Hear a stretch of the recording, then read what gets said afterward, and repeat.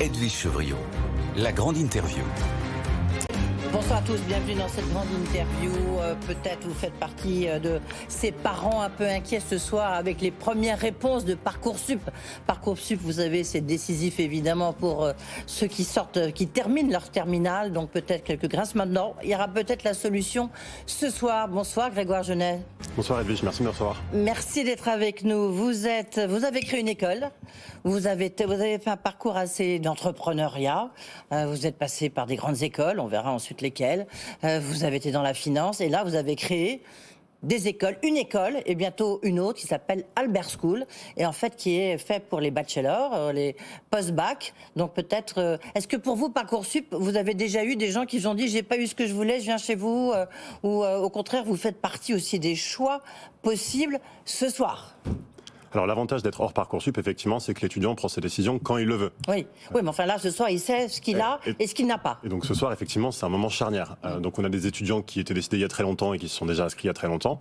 Et puis on a évidemment d'autres étudiants qui attendent de voir un peu toutes leurs offres, qui attendent les résultats de Parcoursup qui sont tombés à 19h ce soir et qui vont prendre leurs décisions là dans les prochains jours. Ouais. Et évidemment, après Parcoursup, il y a toujours des déçus.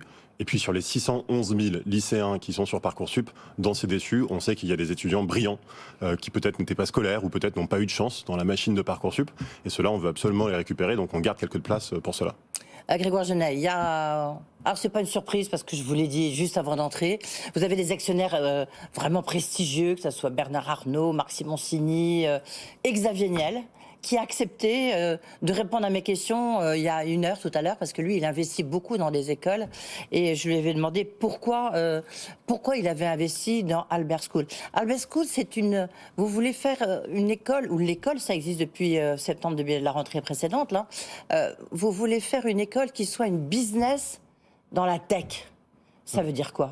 Parce qu'il y a deux mots qui font flasher, ouais. Mais au-delà de ça, ça veut dire quoi? Mais il faut casser la séparation qui existe de manière historique entre école de commerce et école d'ingénieur. C'est un truc très français, ça. On a les commerciaux d'un côté et les ingénieurs qui comprennent la tech de l'autre.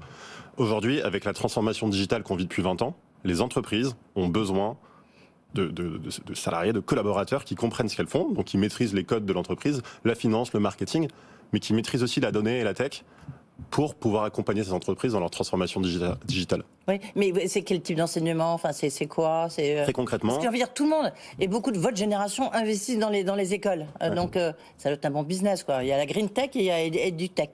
Alors très concrètement, il y a dans les enseignements, la moitié des cours sont des cours de business, donc finance, marketing, stratégie, économie.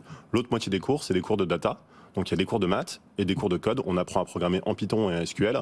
Ce qu'il faut bien comprendre, et ça on l'a découvert depuis un an, en fait, les lycéens n'ont pas bien conscience de ce que c'est que la data. La data, c'est pas de l'IT. La data, c'est pas un truc de pur informaticien geek. La data, en fait, c'est la stratégie. Aujourd'hui, une entreprise qui doit prendre une décision stratégique, elle doit utiliser la data et l'information qu'elle a à sa disposition.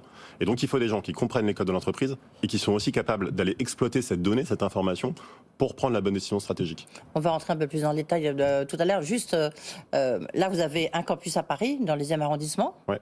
Et vous allez ouvrir une école à Marseille. Et du reste, vous avez Rodolphe Sadé, qui est aussi votre actionnaire. Absolument. Ouais. Donc, à l'aune de ce qu'on a fait à Paris, où au lancement de l'école, en fait, une école, ça existe pour des entreprises et des entrepreneurs. On forme des jeunes pour rentrer dans mon entreprise. Et donc, quand on a lancé Paris, on l'a pas lancé seul, comme vous l'avez dit. On a fait rentrer au capital Bernard Arnault, Xavier Niel, Pierre-Édouard Sterrin. Il y a 8 patrons de licorne aussi sur les 26 licornes françaises. Et tous ces gens-là, finalement, c'est eux qui apportent à l'école sa raison d'être, puisque c'est eux qui nous disent de quoi ils ont besoin comme talent. Et puis pour Marseille, on fait pareil. On a lancé avec le soutien de l'écosystème marseillais, donc Rodolphe Saadé, Marc Simoncini. Et en fait, il y a une quinzaine de chefs d'entreprise marseillais qui ont investi. Alors, la question qu'on peut se poser, vous avez fait Polytechnique, j'ai envie de dire ça vous a pas servi, hein, visiblement, mais est-ce que ça veut dire qu'on a un enseignement supérieur qui est inadapté? C'est la première question que j'ai posée à Xavier Niel, qui lui a investi dans tout ce qui est tech et agriculture, l'école 42, plein d'autres écoles. Je lui ai demandé, mais pourquoi? Est-ce que ça veut dire que, voilà, on lance l'éducation nationale et pas au niveau? On écoute Xavier Niel. L'idée, c'est d'aider à la création d'écoles qui soient adaptées aux besoins des entreprises aujourd'hui. Et qui mieux que les entrepreneurs peuvent connaître les besoins de ces entreprises. Alors, c'est pas que le système existant est complètement déconnecté d'une forme de réalité. C'est juste que les écoles que l'on crée, c'est des écoles extrêmement pratiques dans lesquelles on forme des gens à des savoirs extrêmement spécialisés qui va leur permettre, sur le marché du travail, immédiatement d'être efficaces. Et est-ce que vous avez, est-ce que la méthode d'enseignement est différente? On écoute encore Xavier Niel, et puis ensuite vous allez nous expliquer, vous, qu'est-ce qui s'est passé pour que vous ayez envie de créer une autre école que Polytechnique. On écoute encore Xavier Niel. Alors, dans toutes ces écoles, dans toutes les écoles qu'on a pu accompagner, on a des méthodes d'enseignement qui sont des méthodes d'enseignement différentes, avec des professeurs ou des enseignants. Il y en a, parce que parfois on a des écoles sans enseignants, qui sont en général des gens qui ont mis en œuvre ce qu'ils vont apprendre aux élèves, aux jeunes qui sont là. Et ça, c'est extrêmement important pour nous, parce que, encore une fois, si on veut avoir une école qui soit pratique, eh bien, on a besoin d'enseignants qui aient déjà mis les doigts dans le cambouis. Donc en fait, si on crée des écoles de mécanique, eh bien on aurait des gens qui ont déjà fait de la mécanique plutôt que des théoriciens de la mécanique. Vous êtes d'accord avec lui? Mais vous avez mis les doigts dans le cambouis, vous? Absolument, moi sortant de Polytechnique, j'ai travaillé d'abord dans la finance à New York, ensuite j'ai monté une première start-up où j'ai mis les mains dans le cambouis, ensuite j'ai eu une autre expérience professionnelle, donc oui, avant d'être directeur d'école, j'étais collaborateur dans les entreprises. Et alors qu'est-ce que votre école apporte plus que Polytechnique? Alors dans l'état du marché de l'enseignement supérieur aujourd'hui, disons, les acteurs publics en fait sont plutôt des gros acteurs et ont du mal à évoluer vite. Alors que le monde change quand même de plus en plus vite. Depuis 10 ans, il y a des ruptures technologiques qui arrivent. Et donc forcément, ces écoles-là, elles collent plus vraiment aux attentes précises des entreprises. Donc une école comme Polytechnique, typiquement, forme de super ingénieurs, mais qui finalement ne savent pas vraiment lire un compte de résultats ou ne savent pas faire de marketing sur Facebook ou sur Google. Puisque ça, c'est des choses qui sont très récentes et auxquelles Polytechnique ne s'est pas encore adapté. Les profs, vous avez entendu ce que disait Xavier Niel. Vos profs, ils viennent d'où? D'abord, il y a des profs. Il y a des profs chez nous. Là, cette fois-ci, il y a des profs chez Albert School. Et les profs, ils viennent d'où? C'est les fondateurs des licornes. C'est parce que enseigner, c'est quand même, c'est un savoir-faire. Souvent, les patrons de licornes, ils ne savent pas forcément très bien exprimer, oralement du moins, ce qu'ils font. Ouais. Alors pour nous, la personne la plus adaptée pour transmettre quelque chose à une autre personne, c'est en gros son niveau hiérarchique 1 au-dessus. C'est son N+1. C'est-à-dire que si on veut former un élève qui sort du bac, la meilleure personne pour le former, en fait, c'est un jeune collaborateur qui, dans l'entreprise, a l'habitude de former des stagiaires. Et d'ailleurs, on dit souvent que pendant les écoles de commerce, les élèves, là où ils apprennent le plus, c'est en stage. Donc nous, nos professeurs, en fait, c'est des jeunes collaborateurs d'entreprise qui ont souvent entre 27 et 35 ans, qui sont tous... Mais que vous formez avant ou pas? Qui sont tous issus de super écoles et qui, d'habitude, ont déjà une expérience d'enseignement. Ils enseignent à Dauphine, à Sciences Po, à HEC. Okay. Et dans ces écoles-là, souvent, ils sont un peu considérés comme les sous-professeurs, parce que c'est pas des enseignants-chercheurs. Et chez nous, c'est des stars. Voilà. Chez nous, on les met vraiment au cœur. Et ce qui est sympa avec ces profs, c'est que ils sont tous en poste dans des entreprises très compétitives, plutôt bien payées. Et alors, quand ils viennent chez nous, c'est vraiment pas pour l'argent, quoi. Ils sont bien moins payés que dans leur job. Donc, ils viennent parce qu'ils ont une vraie volonté de transmettre. Et est-ce qu'il vaut mieux avoir un professeur qui est professeur de carrière, spécialiste en pédagogie, mais qui finalement, peut-être, au bout de 20 ans, il est plus intéressé par sa recherche que par la transmission, et il va en cours un peu par contrainte, ou des gens, en fait, qui sont là vraiment par choix. Et c'est une passion pour eux de transmettre. Et en plus, les élèves s'identifient à eux, parce que globalement, nos élèves, ils veulent être comme eux dans 4, 5, 6 ans. Comment le cursus, il est constitué comment? Alors, il y a 3 premières années de bachelor, et ensuite, il y a 2 années de master. Les 2 années de master, elles sont en alternance, et elles sont un peu spécialisées. Donc, les élèves choisissent une voie en fonction de l'orientation qu'ils ont choisie. Les 3 premières années, elles sont en formation initiale, et le but de ces 3 premières années, c'est vraiment d'aider aux étudiants à comprendre de manière très globale ce que c'est qu'une entreprise, avec une vision assez haute, puisqu'on forme les leaders de l'économie de demain, et puis de bien comprendre, de mettre les mains dans la tech, la data, d'apprendre à coder. Et un point aussi très fondamental de ces 3 premières années, et je pense qu'il nous différencie beaucoup d'autres écoles, c'est qu'on met un accent très fort sur l'orientation. À mon sens, le rôle d'une école, c'est aussi d'aider les élèves à trouver ce qu'ils veulent faire. Un élève qui sort du bac, il sait jamais ce qu'il veut faire. Alors parfois, il a croisé une fois à un dîner un ami de ses parents qui fait un job, et en 20 minutes, il a été inspiré, il se dit qu'il veut faire ça. C'est jamais fondé sur quelque chose de profond. Et donc nous, pendant les 2 premières années, on met devant les élèves 16 entreprises différentes. Chacune pendant 3 semaines, c'est des entreprises de secteurs différents, de tailles différentes. Et puis il y a plein de professionnels de ces entreprises qui viennent. Et ça ils font des business cases sur ces entreprises et ça les aide à s'orienter. Et est-ce que c'est reconnu par l'État? Vous avez un diplôme reconnu par l'État? Absolument. On remet un diplôme à la fois de Bac+3 reconnu par l'État, c'est un titre RNCP, donc reconnu par le ministère du Travail. Et puis pareil pour le Bac+5. Oui, d'accord. Pas par l'Éducation nationale? C'est un titre qui dépend du ministère du Travail. D'accord, ok. Donc c'est pour ça que c'est important. Ça veut dire si ensuite il y a des équivalences avec d'autres grandes écoles ou pas? Les étudiants ont des crédits ECTS, donc Ouais. c'est la norme européenne. Et donc après leur bac+3, ils ont un bac+3 reconnu à l'échelle européenne. Et comment fait-on pour intégrer Albert School? Ça se passe comment? Là, vous avez une promo, votre première promo de combien? Alors, notre première promo, elle a été triée sur le volet, on a 33 étudiants. Oui. Et là, l'année prochaine, en septembre, on en attend 80 Ouais. pour le bachelor et 80 aussi pour les masters, puisqu'on ouvre en admission parallèle nos masters. D'accord. Et à Marseille, vous espérez combien? Et à Marseille, on va ouvrir avec une trentaine d'étudiants pour cette première année, comme à Paris. Ouais. Vous allez qu'est-ce qu'il faut faire pour rentrer dans votre école? Alors, Parce que ça, c'est quand même une école de privilégiés, non? Alors, c'est pas une école de privilégiés, on a aujourd'hui 30% de boursiers. Un élève sur 3 est un élève boursier à Albert School. C'est des bourses privées financées par nos entreprises partenaires, Ouais. qui financent entre 50 et 100% des frais de scolarité. En revanche, c'est une école d'excellence. Et alors, excellence, c'est pas élitisme. Excellence, ça veut dire qu'on veut des étudiants ambitieux et qui ont le potentiel d'atteindre leurs ambitions. Et donc, pour sélectionner ces étudiants ambitieux, là, une fois encore, on se distingue un petit peu des autres écoles, entre guillemets, d'excellence, qui sont très basées sur les classements. Alors, les écoles, ça adore les classements, ça classe des élèves, etc. Alors que chaque être humain est différent, fondamentalement. Moi, j'ai des élèves qui sont très forts et qui veulent plus tard faire du marketing, et d'autres étudiants qui sont brillants et qui veulent plus tard être développeurs. Je ne vais pas classer ces deux élèves, ils n'ont rien à voir. Et donc, dans notre processus d'admission, c'est pareil, on ne fait jamais de classement, on traite chaque élève comme un individu. On lui fait d'abord un petit test de logique et de mathématiques pour vérifier qu'il va s'épanouir dans l'école. Ensuite, Vous avez son combien dossier de profs, scolaire. par exemple, pour la première promotion? C'est des petites promotions encore, hein, oui. Oui, là, pour la première promotion, on avait une vingtaine de professeurs, Ouais. et puis on en a déjà recruté une soixantaine pour l'année prochaine. Enfin, 60 pour une promotion de 33, ça va à 80, ça fait beaucoup quand même. C'est des intervenants externes. Hein. Oui. Les professeurs de maths sont en CDI dans l'école, mais les autres professeurs sont intervenants, ils viennent faire 2 heures de cours par semaine pendant toute l'année. Sur vos promotions, vous dites qu'il y en a 1 sur 3 qui est boursier. Absolument. Oui. Et il y en a combien qui sont des femmes? On en a, sur cette première promotion, on a 25% de jeunes filles.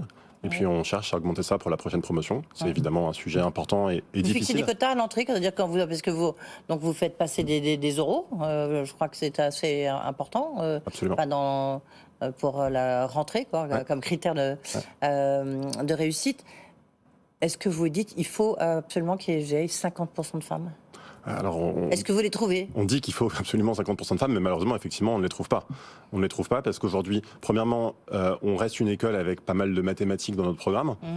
Et les mathématiques, finalement, c'est un sujet qui, aujourd'hui, est moins pris par les femmes au bac. Voilà. Il y a seulement 30% des élèves qui font spé maths au bac qui sont des jeunes filles. Donc on est tributaire de ça et on a moins de jeunes filles aussi qui candidatent à Albert School. Alors la question qu'on peut se poser, c'est pourquoi vous avez besoin d'actionnaires et de partenaires aussi prestigieux? Et comment vous les avez rencontrés? Expliquez-nous. Puis après, on posera la question à Xavier Niel. On écoutera du moins sa réponse. Ça marche. J'ai déjà posé la question. Parce que je connaissais Grégoire Bon, d'avant. on l'écoute. Il a une vie de calcul mathématique je ne sais pas s'il le dit publiquement, mais dans une société un peu spéciale, qui vous en parlera, ça vous permettra de faire une question. Et puis après, il est allé dans un fonds d'investissement tech, voilà. Et moi, je le trouvais génial, plein de dynamisme, plein d'intelligence. Et il est revenu avec une idée différente, avec un background plus classique. Et c'était très très drôle parce qu'on échangeait sur le fait que est-ce que son background plus classique risquait pas d'effrayer des élèves, parce qu'il a fait des grandes écoles ou une des plus grandes écoles françaises. Et donc dans nos discussions, dans les premières discussions sur le sujet, c'était de dire est-ce que tu n'as pas peur d'effrayer les jeunes qui vont venir dans l'école ou leurs parents, alors, en disant quand moi j'ai un parcours très grandes écoles, très standard, est-ce que ce que je leur propose, ça risque pas de les effrayer ou les inquiéter? Alors le fait, oui, c'est vrai qu'on peut vous poser la question. Donc, évidemment, pour Xavier Niel, qui ne sort pas de Polytechnique, enfin, ça lui a quand même pas mal réussi, est-ce que ça peut être un handicap? Alors c'est vrai que j'ai fait Polytechnique, j'ai 2 associés, un autre qui a fait Polytechnique et un autre qui a fait HEC. C'est quand même un indicateur. Hein. L'autre qui a fait HEC et l'ENS. Donc effectivement, on est issus de toutes ces grandes écoles. Oui. Et en plus, on répète à longueur de journée Qu'est-ce que vous connaissez à ceux qui sortent pas de ces grandes écoles? Rien. Et on répète à longueur de journée qu'on est une école d'excellence, qu'il faut faire beaucoup de maths, que c'est difficile chez nous. Et donc effectivement, je pense qu'il y a beaucoup d'autocensure. Et c'est problématique, et notamment peut-être plus chez les jeunes filles que chez les jeunes garçons. Et ça, je pense qu'il faut absolument pas se censurer. De manière générale, je ne parle pas juste pour Albert School, mais dans ses études supérieures, il faut avoir de l'ambition, il faut oser, et c'est comme ça qu'on décroche des bonnes écoles. Oui, c'est intéressant de voir Xavier Niel, lui-même en tant qu'investisseur, il s'est posé la question en disant est-ce que c'est pas un frein quand même. Et finalement, je pense que c'est une chance parce qu'on n'aurait pas été légitime à monter une école d'excellence en France qui est quand même très attachée à ses marques et à ses écoles historiques si nous-mêmes on n'en était pas issus. Il vous apporte quoi en fait donc là, Nos investisseurs? Oui. Alors déjà, D'abord, comment vous l'avez rencontré, Xavier Niel? alors quand j'ai vendu ma première startup, Voilà. parce que j'ai monté une autre startup avant, quand j'ai vendu cette première startup, j'ai eu la chance de le rencontrer. Et à l'époque, il m'avait demandé ce que je ferais après. Donc je lui avais dit que j'allais rejoindre un fonds d'investissement. Il m'a dit mais surtout fais pas ça, remonte une boîte, reste engagé, etc. Bon, à l'époque, j'avais pas d'idée, donc. Et les autres, c'est lui qui vous a emmené, Je l'avais dit, c'est pas si qui facile. vous a apporté, Bernard Arnault, Rodolphe Sadé, c'est lui qui a fait un peu le chef de file? Non, c'est lui le premier à avoir souhaité oui. investir. Et puis ensuite, les autres, on les a contactés donc via les gens qui travaillent pour eux. Et puis après, c'est remonté dans les structures. Et en fait, le projet plaît. Le projet plaît parce qu'aujourd'hui, en France, il y a un tout petit groupe d'écoles très prestigieuses qui ont un peu une situation de monopole, finalement, d'oligopole. Et nous, qu'on vienne en tant qu'acteurs privés soutenir, casser un peu cet oligopole avec un côté très business-friendly, pro-entrepreneur, pro-entreprise. Finalement, c'est important aujourd'hui pour les entreprises en France. Et il vous apporte quoi? De l'argent? Alors évidemment... Combien? On a levé 8 millions d'euros l'année dernière, et là on a refait une levée de fonds pour Marseille, dont on n'a pas encore annoncé le montant. Ouais. Ben là, allez-y. Oh c'est pas tant... C'est à peu près l'équivalent? C'est à peu près la même chose? C'est un peu moins, parce que 8 millions, c'était largement trop pour lancer juste le campus de Paris. Mais en fait, l'argent, c'est pas ce qu'on va chercher en premier quand on va voir ces investisseurs. Ce qu'on va chercher en premier, c'est la confirmation qu'ils ont un besoin aujourd'hui pour qu'on forme des talents dans leur région que demain, ils vont embaucher. Voilà. Et donc, si à Marseille, Rodolphe Sadé, il aurait pu financer tout seul amplement le lancement du campus de Marseille. Si Rodolphe Sadé, il a dit que ce serait bien qu'on soit très nombreux, comme Xavier Niel l'a fait à Paris. Et donc, si finalement on a 15 investisseurs à Marseille, c'est parce qu'une école, c'est quelque chose qui se fait à plusieurs. Une école, c'est un lieu de rencontre entre des étudiants qui sortent du bac, qu'on va former, et des entreprises et des entrepreneurs. Donc nous, on veut inclure un maximum de gens dans cet écosystème. Et d'ailleurs, c'est le problème de beaucoup d'écoles privées qui existent aujourd'hui, qui sont financées à presque 100% par un ou deux fonds d'investissement, qui ont des horizons très court terme et des objectifs de rentabilité très élevés. Nous, on a déjà plus d'une 50aine d'investisseurs, en comptant ceux de Paris plus ceux de Marseille, qui sont que des personnes physiques, pas un seul fonds d'investissement, qui investissent pour des horizons très très très long terme, et plus avec une logique de dire demain, cette école, elle va me fournir les talents dont j'ai besoin, que de se dire à l'échelle de Rodolphe Sadé ou de Xavier Niel, c'est sur les frais de scolarité que je vais gagner ma vie. C'est combien les frais de scolarité? Donc le bachelor, pour les élèves qui payent le plein tarif, c'est 12 000 euros par an. Le master, il est gratuit puisqu'il est en alternance. Et puis comme je disais, il y a un tiers des étudiants qui payent pas les pleins tarifs puis qui sont boursiers. L'alternance, elle se fait dans les boîtes de tous vos prestigieux actionnaires ou d'autres, puisque vous avez des licornes. Les licornes, elles sont actionnaires, enfin... Les patrons de licorne, il y a 8 patrons de licorne qui sont effectivement actionnaires. Donc les patrons de Mano, Payfit, Content Square, Jelly Smack, enfin voilà, on va pas tous les citer. Et puis au-delà de ces investisseurs, on a un nombre de partenaires aussi immense. On a même des institutions publiques. On est partenaire avec la Banque de France, avec le ministère des Armées. On est partenaire avec Orange. Voilà, même si Xavier Niel est investisseur, on est partenaire avec Orange. Orange est venu 3 semaines dans l'école et Orange recrute certains de nos étudiants en stage ou en alternance. Une question, peut-être pour finir. Et avant, moi, j'ai posé 2 petites questions un petit peu hors école à Xavier Niel. Évidemment, on a parlé du dossier Casino.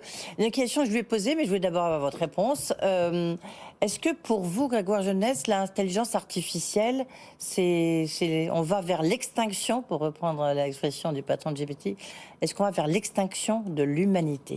Est-ce que c'est dangereux? Alors, je pense que l'intelligence artificielle, c'est avant tout un outil. Et que l'humain et l'humanité va utiliser cet outil pour être encore plus efficace, encore plus performant, etc.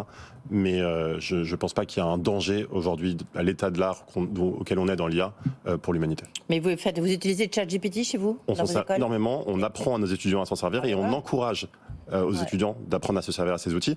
C'est juste qu'on monte le niveau d'exigence. Voilà. Ils ont de nouveaux outils, ils sont plus performants, et nous on est plus exigeants.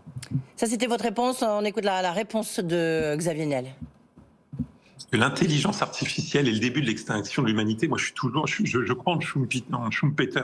Donc, en fait, c'est la destruction créatrice. Donc, à chaque fois que l'on invente sur un sujet, à un instant de raison, on a toujours peur sur l'emploi. Et si vous regardez toutes les grandes révolutions, on a eu peur sur l'emploi. Et puis, au bout, ça a été créateur d'emplois, de richesses, de progression, de pouvoir d'achat pour tout le monde. Donc, moi, je pense l'inverse. Il y a un truc très, très particulier dans cette révolution.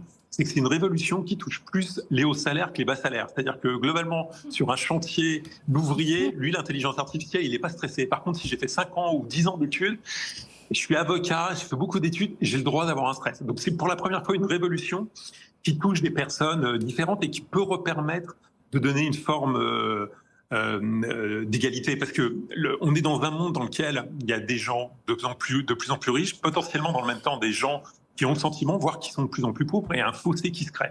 Et si on est capable, grâce à l'intelligence artificielle, à aider à supprimer parfois ce fossé qui existe, bah, c'est mon côté positif, encore une fois, et c'est le côté Schumpeter. Bah, peut-être qu'on est capable de réduire ce fossé et, au contraire, dans la durée, de créer de la valeur et de créer de l'emploi.